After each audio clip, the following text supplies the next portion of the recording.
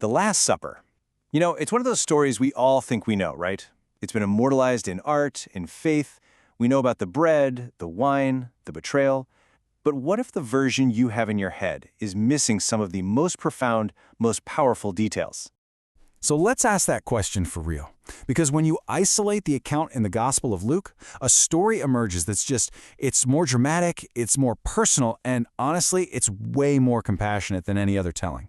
So, drawing from the analysis of Dr. Daniel Darko, we're going to walk through Luke's version of that fateful night.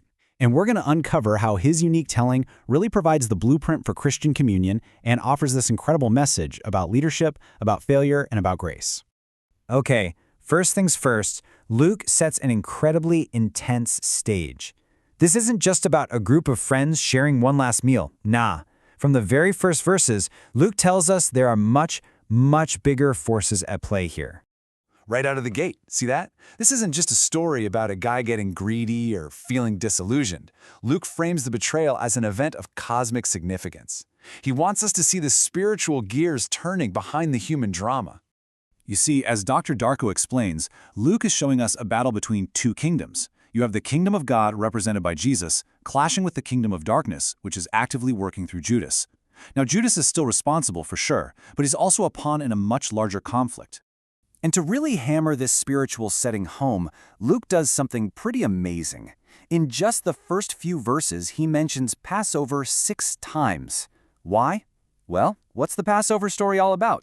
It's the ultimate story of God's deliverance, so Luke is deliberately tying that ancient act of redemption to the brand new one that's about to happen. So, the stage is set for something truly divine, something historic. Now let's move to the meal itself and see how Luke's very specific choice of words gives us the formula for what we now call communion. Now this is where it gets really fascinating. These might look like small word changes, but they carry massive theological weight. Mark and Matthew just say covenant, but Luke specifies a new covenant. They say Jesus' body and blood are for many. Luke makes it intensely personal, given for you, poured out for you. That's what theologians call a vicarious act. It's being done specifically on your behalf. And crucially, only Luke includes the command that becomes the entire foundation for the Eucharist. Do this in remembrance of me. So what does all this mean? Well, it means that without Luke, the sacrament of communion wouldn't really have a clear command in the Gospels to be repeated.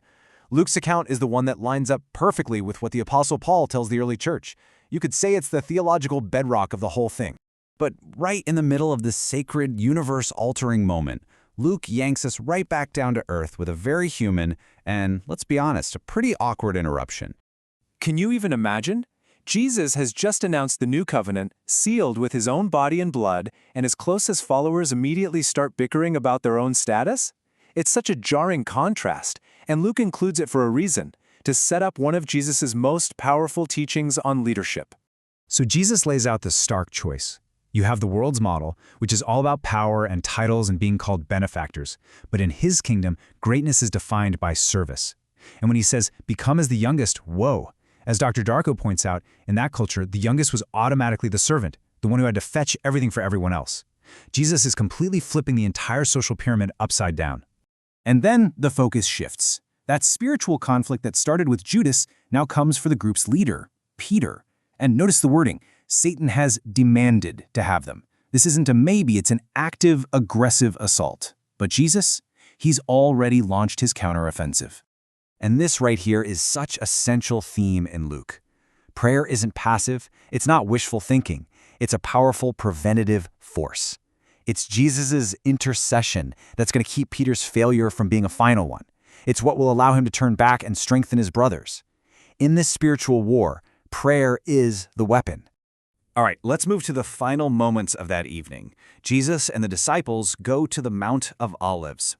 And it's here that Luke's compassionate perspective just shines through in a series of really unique details. You know, in the other accounts, when the disciples fall asleep, it just comes across as them being lazy or weak.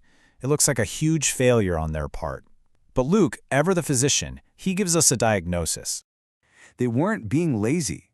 They were asleep for sorrow.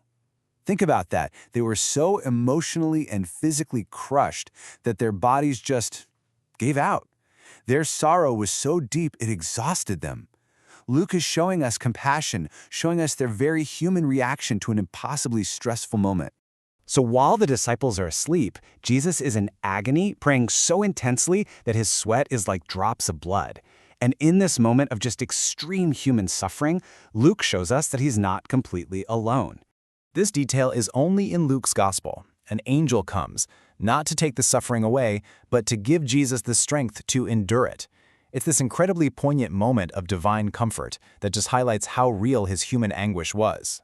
And then, the arrest. Even here, Luke's account is different. The infamous kiss of betrayal gets interrupted. A sword flashes, violence erupts, but Jesus immediately shuts it down. And what is his final act of freedom before being captured? It's an act of healing. He actually restores the ear an enemy. I mean, talk about the ultimate embodiment of his teaching on servant leadership, right at the moment of his own betrayal. So in the end, as Dr. Darko concludes, Luke's story really holds up a mirror to our own vulnerability. Peter needed prayer to keep from failing completely. The disciples were literally overcome by sorrow. Jesus himself needed an angel to strengthen him. It's a story about profound human weakness and the absolute necessity of divine help.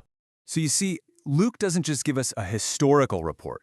He gives us this deeply human story of spiritual warfare, of servant leadership, and of divine compassion, right in the face of failure.